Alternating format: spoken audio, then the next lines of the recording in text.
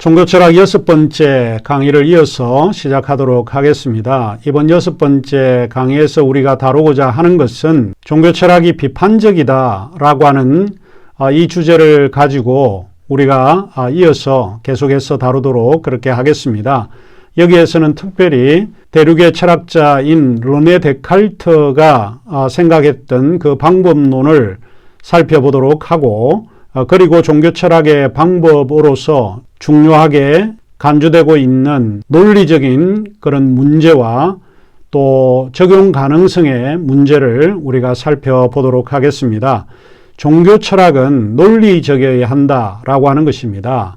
논리적인 그런 논의가 종교철학의 방법으로서는 상당히 중요하니까 이 점을 잘 기억을 해 주시면 좋을 것 같고요. 또 하나는 종교철학은 이론만 강조하는 것이 아닙니다. 우리가 가지고 있는 이런 이론들이 실천 가능해야 한다. 다시 말하면 적용 가능할 수 있어야 한다라고 하는 이야기입니다. 이 부분에 대해서 우리가 한번 살펴보도록 하겠습니다. 그러면 수업을 이어서 계속해서 진행하도록 하겠습니다. 그 중에 제가 한 사람을 좀 언급을 했는데, 근대 철학의 아버지라고 일컫는 르네 데카르트를 좀 설명을 했습니다. 이분은 프랑스 철학자며 수학자로서 근대 철학의 아버지로 알려져 있습니다. 그는 생각 혹은 사유를 철학의 주요한 방법으로 받아들인 사람입니다. 그의 유명한 명제, 잘 알려져 있는 명제가 있는데, 생각한다, 고로 존재한다. 이게 라틴어의 cogito ergo sum, I think therefore I am 이라고 이야기를 하죠. cogito는 내가 생각하다라고 하는 1인칭 단수입니다. 소위 이제 라틴어에서는 오에서 끝나는 걸로 이제 시작을 하는데, as, at, amus, atis, ant 1인칭, 2인칭, 3인칭, 그 다음에 복수 이런 식으로 나눠지는데, cogito 나는 생각을 한다. 에르고 그러므로 sum 내가 있다. sum이라고 하는 거는 비동사입니다. 나는 존재한다 라고 하는 거죠. 그래서 나는 생각한다 고로 존재한다. 사실 이 유명한 말은 인간이 바로 생각의 주체라고 하는 말입니다. 인간이라고 할 때 생각이 없으면 안 된다는 거죠. 다시 말하면 아무리 의심을 해보아도 의심할 수 없는 사실은 생각하고 의심하고 있는 내가 존재하고 있다라고 하는 것은 부정할 수 없다라고 보는 거죠. 인간이 바로 사유의 주체, 생각의 주체라고 하는 이야기입니다. 우리 97쪽에 가면 르네 데카르트에 대한 당시의 이야기를 제가 언급을 했습니다. 가톨릭 교회와 교황청의 교시에 대한 어느 정도 저항이 있었을 내용들을 제가 97쪽, 98쪽에 언급을 하고 있는데 여러분이 찾아보시면 될 것 같습니다. 자, 그 다음에 네 번째로 종교철학의 방법들 가운데 네 번째 방식이 논리적인 방식을 수용하고 있다라고 하는 것입니다. 논리는 뭘 의미하느냐? 논리는 왜 해야 하느냐? 논리는 설득을 목표로 하고 있다라고 하는 것입니다. 우리가 논리성을 주장하는 것은 내 주장이 설득을 하기 위한 도구로 사용되어지고 있다는 것이죠. 논리에는 크게 세 가지 형식을 가지고 있습니다. 동일률과 모순율과 배중률입니다. 이거는 조금 전문적인 거라 길게 이야기는 제가 하지는 않겠지만 이 세 가지가 논리의 형식을 좀 가지고 있습니다. 그래서 논리학, 라직이라고 할 때 형식 논리라고 하는 게 있습니다. formal logic, 종교철학을 배우러 왔는데 논리학을 하니까 여러분 조금 이렇게 불편한 분이 계실지 모르는데 그냥 제가 간단하게 좀 설명을 하겠습니다. 형식 논리라고 하는 거는 논리를 전개할 때 형식이 굉장히 중요하다는 겁니다. 형식에 관심을 갖습니다. 제가 이제 세 가지를 예를 들었는데 그 중에 하나가 A는 A이다. 동일률이라고 하기도 하고 항진명제다 이렇게 이야기를 합니다. 그래서 동일률이라고 하는 것은 주어와 수를 우리가 구분을 한다라고 할 때 이렇게 이제 설명을 해볼 수 있습니다. 제가 하나 좀 설명을 하면, 만일 우리가 무엇이면 이렇게 되는 거죠. 이면 이 표현에 되는 문장, 이런 것이 A입니다.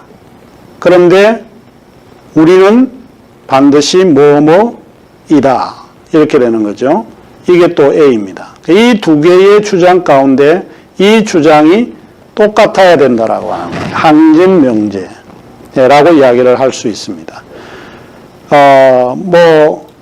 예를 든다면, 만일 그가 하나님이라면, 있죠? 하나님이라고 하는 하나님의 주장이 등장을 하게 될 때, 그는 악할 것이다. 그러잖아요.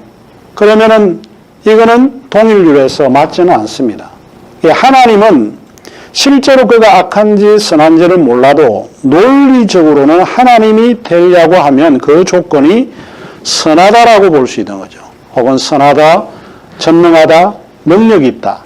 그게 이제 동일률에 맞게 된다는 것이죠.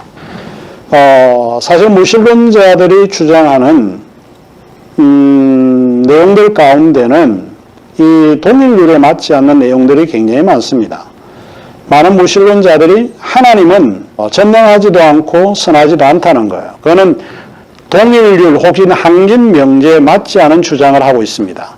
하나님이 실제로 존재하냐 이거는 차치하더라도 실제 하나님은 논리적으로 선하고 전능하고 자비로운 분이어야 한다는 거예요. 그래야만 동일률의 의미가 맞다라고 보는 거죠.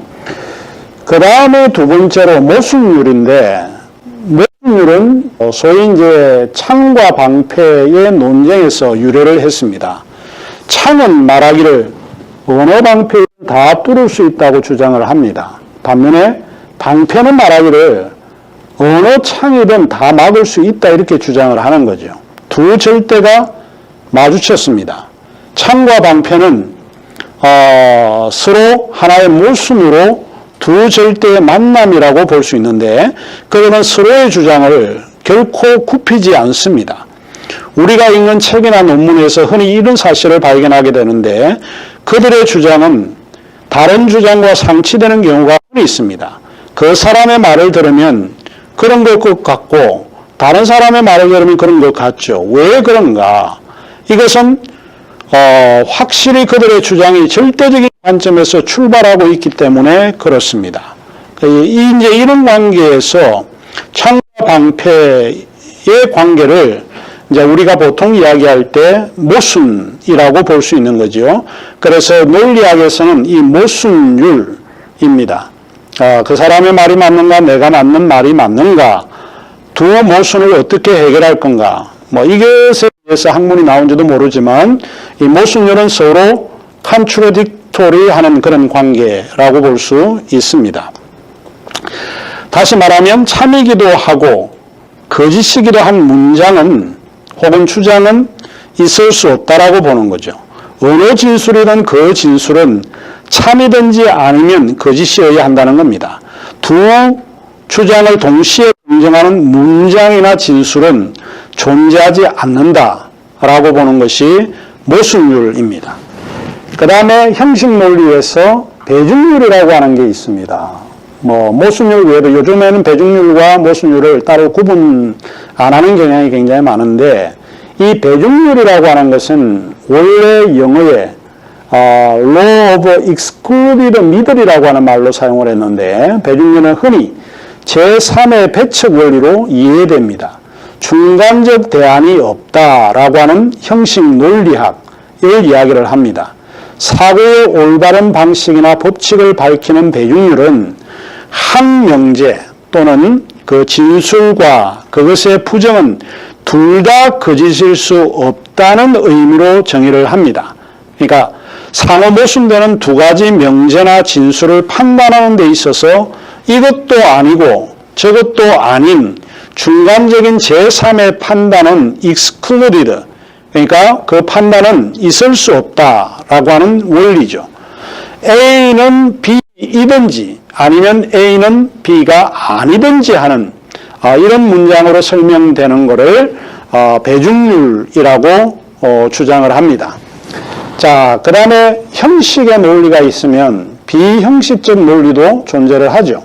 비논리적인 형식은, 비형식적 논리는 형식과 내용에 관심을 갖습니다. 상당히 비판적인 사고인데 두 가지를 조건으로 내세우는데 하나는 타당성입니다.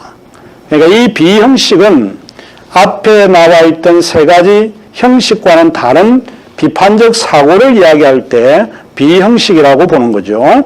타당성, 소위 validity라고 할 때 전제와 결론의 관계를 따져보는 게 논리예요. 근데 이걸 앞에 세 가지 논리 형식이 속하지 않기 때문에 비형식의 논리라고 보는 겁니다. 전제 A는 B이다. 전제 B는 C이다. 결론은 A는 C이다. 이렇게 이제 전제와 결론을 따져보는 건데, 요거를 구체적으로 말을 만들어서 설명을 하면, B가 오면 이걸 A라고 하고, 땅이 젖는다라고 하는 것을 B라고 합시다. 그러면 B가 오면 땅이 젖는다. A는 B이다. 그 다음에 땅이 젖으면 옷이 젖는다. B는 C가 되는 거죠. 결론은 B가 오면 A는 옷이 젖는다. C가 된다라고 하는 것이죠. 옷이 젖는다. 이게 이제 타당하다는 거죠. 단순하게 뭐 예를 든 거지만 전제와 결론의 관계를 따져 볼 때 이렇게 되는구나. 이런 것을 이제 비형식 논리 중에 타당성의 조건이라고 보고, 두 번째로 비형식의 논리에서는 건전성을 굉장히 중요하게 여깁니다. 타당성과 사실 전제를 동시에 따져보는 건데, A는 B다, B는 C다, A는 C다 라고 할 때 전제가 정교수는 사람이다. A는 B다. 그죠? 사람은 B는 애꾸다. 이제 C를 넣습니다. 그래서 정교수는 애꾸다. 그럼 이거는 이제 건전성이 안 맞는 거죠. 이와 같은 이제 뭐 어쨌든 형식의 논리가 있고 비형식의 논리가 있습니다. 그래서 종교 철학은 상당히 논리적이어야 합니다. 논리적이지 않은 것은 우리가 받아들이지 않을 수 있다라고 보는 것이고, 조금 전에 이제 간단하게 설명했던 내용들입니다. 세 가지 형식이 있다라고 이제 보는 것이죠. 그 소위 이제 동일률, 그 다음에 모순율, 그 다음에 배중률. 여러분이 논리의 형식 논리를 가질 때에 이 세 가지를 좀 기억을 하시면 될 것 같습니다. 교재에 제가 상세하게 설명을 해 두었는데 여러분이 보시면 될 것 같습니다. 아마 100페이지에서부터 시작을 해서 105페이지까지 제가 언급을 하고 있는데 좀 보시면 될 것 같습니다. 자, 그러면 이제 종교 철학의 이제 방법에서 옳지 않은 논리 형식이 있습니다. 그걸 한번 살펴보면 이렇습니다. 정교수가 이렇게 이야기를 합니다. 돈은 말로 표현할 수 없는 것이요. 이렇게 이제 제가 이야기를 했습니다. 그러니까 학생들이 이렇게 이야기를 하죠. 왜 그렇게 생각하시죠? 이럴 때 제가 답을 이렇게 이야기를 했습니다. 말로 표현 못한다니까? 하죠. 자, 그러면 이게 논리 형식에서는 맞지 않습니다. 근데 조금 더 쉽게 이야기를 하자면, 정 교수가 돈은 말로 표현할 수 없는 것이요. 학생들은 왜 그렇게 생각하시죠? 이야기를 할 때 제가, 왜냐하면 돈은 말로 표현 못한다니까, 이렇게 이야기를 합니다. 결국은 똑같은 이야기라도 이유와 근거를 대나 되지 않는가에 따라서 형식이 맞느냐 틀리느냐라고 하는 것을 알 수 있죠. 왜 논리가 그러면 중요하냐는 겁니다. 논리성을 언급하는 이유는 억지와 독단을 배격하기 위해서 그렇습니다. 우리가 논리적이지 않으면 사람이 억지스럽고 독단의 형식으로 상대방을 제압하려고 한다는 겁니다. 그래서 논리는 억지와 독단을 배제하는 겁니다. 그리고 논리는 단정적인 주장이 아닙니다. 이유와 근거를 대기 때문에 단정적인 주장 그렇게 할 수가 없다라고 보는 것이죠. 그래서 결국 논리는 전제와 결론의 관계로 검증을 하고 있다 하는 이야기입니다. 자, 우리가 이제 생각을 해볼 수 있는 것 중에 하나가 논리 혹은 논증에서 피해야 할 요소가 많이 있습니다. 그 요소를 이야기를 하자면 이런 거거든요. 권위에 의한 논증은 논리가 아닙니다. 그래서 권위에 의하는 논증, 또 저 사람은 싫은 거예요. 그래서 저 사람이 하는 주장은 항상 반대해야 된다. 이렇게 보는 거죠. 우리 한국의 정치를 보는 것과 같은 거죠. 사람에 반대하는 논증입니다. 왜 저 사람인가? 그 사람이 싫은 겁니다. 그 사람에 반대하는 논증은 논리에서 피해야 할 요소입니다. 그 다음에 허수아비 논증 같은 것도 피해야 되는데 허수아비 논증은 이런 거예요. 소위 이제 허수아비는 사람이 아닌 사람과 같은 거를 만들어서 사람인 것처럼 소위 농사를 망치는 새를 쫓아내기 위해서 사용하는 논증입니다. 실제 그 공동체에 없는 논증입니다. 그러니까 예를 들면 한 교회 안에 문제가 생겼습니다. 근데 그 교회 안의 문제는 그 공동체가 가장 잘합니다. 그런데 그 공동체와 먼 사람들이 판 나와라 콩 나와라 이렇게 이야기를 한다는 거예요. 그런 거는 사실은 맞지 않다는 거죠. 허수아비 논쟁이 우리 사회에는 굉장히 많습니다. 남의 집에 간섭하는 이런 거는 대부분 허수아비 논쟁이에요. 또 자동차 사고가 났을 때 이 사고가 누구의 잘못이라고 판단을 할 때에 전문가가 아닌 비전문가가 결정을 할 때는 그게 허수아비 논쟁입니다. 반드시 실제로 그곳의 전문가, 그 공동체에 속해 있는가, 이거를 판단할 수 있는 사람인가 라고 하는 거를 검증을 해야 되는 겁니다. 그러지 않은 거는 대부분 스트로맨 팔러시라고 이야기를 합니다. 허수아비 논쟁입니다. 또 예를 든다라고 하면 이제 이런 거죠. 교수님의 말씀이 맞거든. 이거는 권위입니다. 권위에 의하는 논쟁은 논리가 아니라는 거예요. 종종 학생들이 목사님을 존경하는 그런 의미에서 하는 이야기 가운데 목사님의 말씀은 전적으로 옳습니다. 뭐 이렇게 주장을 해서 받아들이는 경우가 있는데 그거는 논쟁이 아니고 논리도 아닙니다. 이제 그런 거는 우리가 피해야 되는데 학교에서 가장 우리가 잘 사용하고 있는 예를 하나 든다라고 하면 훌륭한 그 강사가 왔을 때 사회자가 이 사람은 하버드 대학교 교수입니다. 이렇게 설계하면 사람들이 은혜를 받습니다. 하버드 대학교 교수래. 그러니까 있던 그 하버드라고 하는 권위에 의해서 사람들이 논리에 함몰되는 경향이 있는 거예요. 그런 거는 이제 권위에 의하는 논쟁이기 때문에 받아들일 수 없습니다. 또 뭐 이런 경우도 있죠.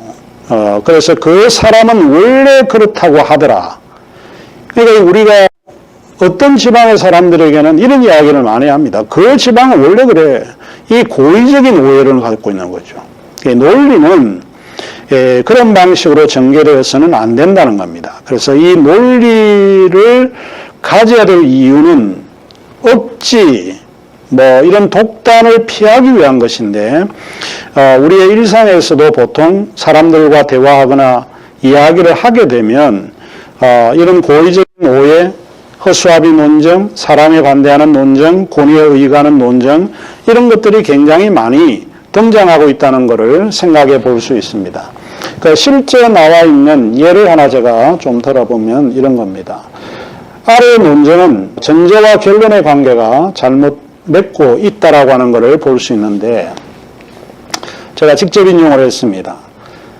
나치스는 상대성 이론을 비난했는데 그 이유는 상대성 이론의 창시자인 알버트 아인슈타인이 유태인이었기 때문이다. 그러니까 이거는 뭐가 같습니까? 사람에 대한 논쟁이죠. 사람이 싫기 때문에 그 주장은 틀리다라고 이야기를 하는 것입니다. 자, 지금 현재 지금 감옥에 지금 계시는 우리 이명박 대통령은 당시에 모든 목사님들이 상당히 존경을 했죠. 이거는 설교했던 내용을 제가 직접 인용을 한 건데, 이명박 대통령은 대한민국의 대통령 가운데 유일하게 성공한 대통령이다.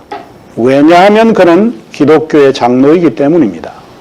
이거는 이제 오류죠. 그래서 이 전제와 결론의 관계가 옳지 않게 잘못 맺고 있다라고 하는 것을 좀 우리가 알 수 있습니다. 그래서 이 논쟁에서도 전제와 결론의 관계가 민족적 배경이나 종교적 배경에서 논쟁하기 때문에 타당한 논쟁이라고 볼 수 없다. 이렇게 보는 거죠. 논리가 굉장히 중요하다라고 하는 그런 이야기입니다. 논리는 필요하지만 참은 아니다. 이런 거입니다. 제가 이제 하나 예를 들면 이제 많이 알려져 있는 예화 가운데 하나인데, 논리학을 가르친 선생님과 그로부터 배운 학생 간의 문제가 법정으로 번졌습니다. 그 이야기는 이렇습니다. 한 제자가 논리학을 좀 배우고 싶어서 선생님에게 논리학을 배우고 난 후에 수강료를 지불하겠다 이렇게 말을 했습니다. 선생님은 힘들고 어려운 학생이니까 그렇게 하라고 말을 했죠. 그래서 그에게 논리학을 가르쳐 주었습니다. 그런데 제자는 논리학을 다 배우고 난 후에 수강료를 낼 수 없다고 맞섰습니다. 이 수강료 문제로 인해서 법정으로 논쟁 시비가 불거졌는데, 제자는 선생님에게 수강료를 지불할 수 없다고 버텼고, 선생님은 제자에게 수강료를 지불해야 된다고 맞섰습니다. 이 법정에서 누가 이길까요? 이유는 뭔가? 이것은 굉장히 논리를 필요로 하는 것입니다. 그러나 이 논리는 필요하지만 참은 아니다 라고 보는 거죠. 이유가 이런 이야기입니다. 만일 제자가 이긴다라고 할 때는 법정에서 제자에게 손을 들어줬다라고 하면 그 손을 들어준 것 때문에 이긴 거고, 만일 졌다라고 하면 사실 논리학을 잘못 배웠다는 거죠. 선생의 경우도 마찬가지입니다. 선생이 이기면 법에서 이겼다라고 손을 들어주게 하면 이기는 것이지만, 제자가 이겼다라고 하는 것은 결국 제자가 논리학을 잘 배웠다는 것이기 때문에 수강료를 지불해야 된다는 겁니다. 그러니까 이 논리는 오늘 이게 동영상 강의 때문에 길게 설명할 수는 없지만, 논리는 필요하지만 사실 참은 아니다 라고 하는 그 이야기입니다. 자, 그러면 이제 마지막으로 종교 철학은 실천적이고 적용 가능해야 한다는 겁니다. 그러니까 순수 사변적으로 그치서는 안 되고, 종교 철학은 실천적이고 그게 적용 가능해야 한다라고 보는 거죠. 아무리 훌륭한 사변적 논의나 논쟁이라고 해도 그것을 실천의 의미를 갖는다라고 보는 거죠. 참된 진리는 금성으로 끝나는 것이 아니고 그것을 알고 실천을 목표로 삼아야 한다라고 보는 거죠. 아리스토텔레스가 이제 이런 거를 철학의 방식 가운데 이거를 프로네시스라고 불렀습니다. 실천지입니다. 실천하는 지식이다. 이 프로네시스가 철학의 방법 가운데 굉장히 중요하다라고 하는 것을 이야기를 했습니다. 화이트헤드라고 하는 분은 이제 그런 이야기를 했습니다. 비행기라고 하는 것을 반드시 이룩하죠. 그리고 그 이룩한 비행기는 또 반드시 착륙하는 겁니다. 비행기가 이룩했다라고 하는 것은 이론적입니다. 그러나 그것은 반드시 이 지상으로 내려가야 한다는 겁니다. 아무리 훌륭한 사변적인 이론이 있다고 해도 현실에 맞지 않은 것은 진리가 아닐 수 있다라고 보는 겁니다. 그래서 종교 철학은 상당히 실천적이고 적용 가능해야 한다라고 하는 이야기입니다.